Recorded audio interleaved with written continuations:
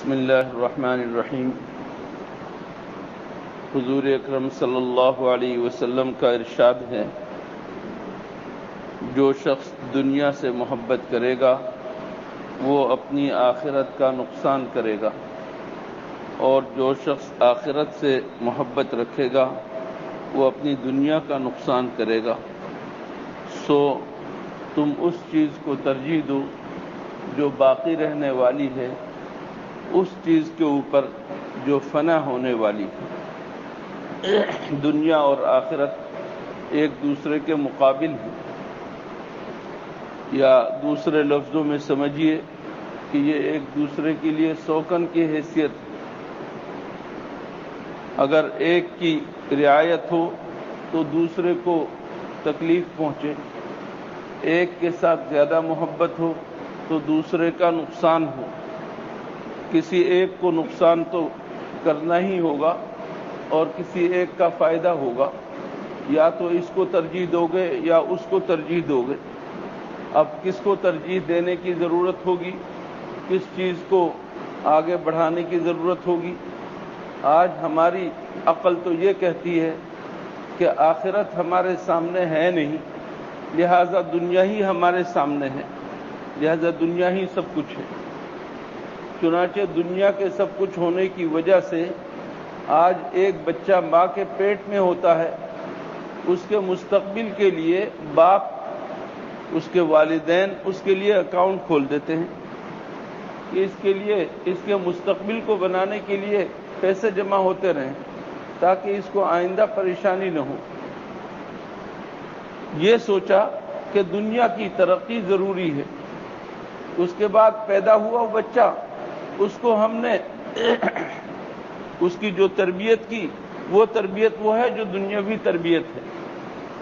اس کو ہم نے کلمہ نہیں سکھایا، اس کو ہم نے اللہ اور رسول کی باتیں نہیں سکھائی، اور وہ جب اسکول جانے کے قابل ہوا، 2-3 سال کا ہو گیا، اب ہم نے اس کو اسکول میں پہنچایا، ایسے اسکول میں جہاں دنیا پڑھائی جاتی ہے،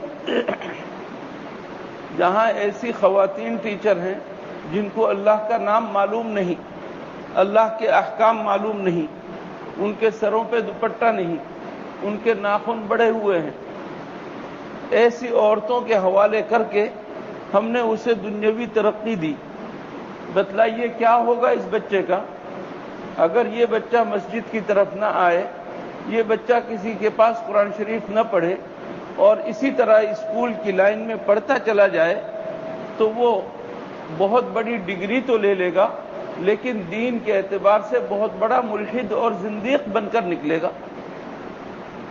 اس کے مقابلے میں اگر ہم بچے کی تربیت کرنے کی کوشش کریں کہ اسے اللہ اور رسول کے الفاظ سکھائیں، کلمہ سکھا دیں، اور جب کچھ سوجھ بوجھ اس کے اندر آ جائے تو اسے ماں باپ کی عزت کرنا سکھائیں، بھائی بہنوں کے حقوق سکھائیں، اس کے لیے ہم جہاں اسکول کا انتخاب کریں وہاں اچھے اسکول کا انتخاب کریں، وہاں صحیح مدرسے کا انتخاب کریں اور اس کی تعلیم کا صحیح طور پر انتظام کریں۔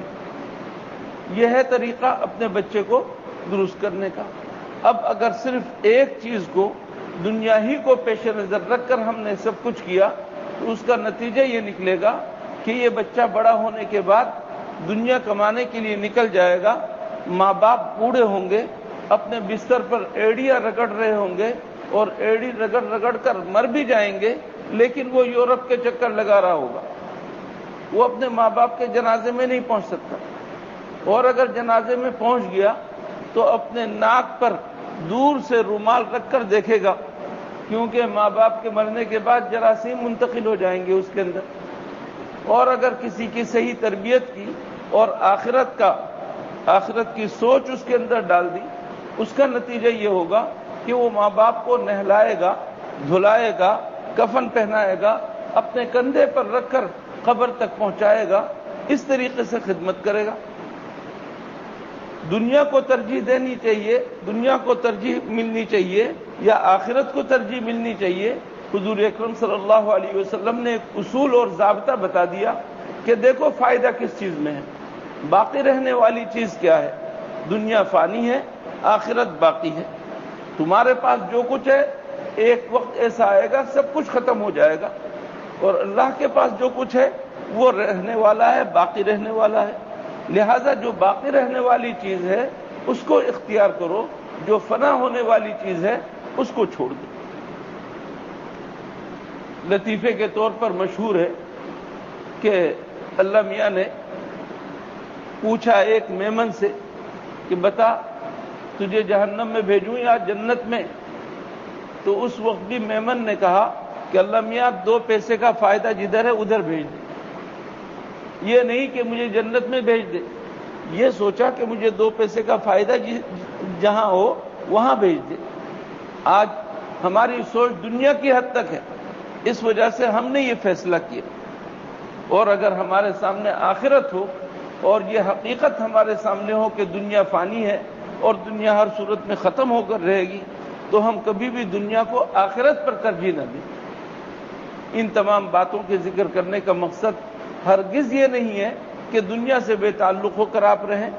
میں نے پہلے بھی صراحت کی کہ دنیا سے بے تعلق ہونا مقصود نہیں، لیکن دنیا کے اندر اس قدر مگن ہو جانا اور منہمک ہو جانا جس کی وجہ سے آخرت کو بھلا بیٹھے، یہ ہے اصل قصور ہمارا۔ اس سے منع کیا ہے حضور اکرم صلی اللہ علیہ وسلم نے۔ اللہ تعالی ہمیں آخرت کو ترجیح دینے والا بنائے، آخرت کے بندے بنا دیں، اور اللہ تعالی ہمیں دنیا کے اندر رہ کر اللہ سے لو لگانے کی توفیق عطا فرمائے۔ وآخر دعوانا ان الحمد للہ رب العالمین۔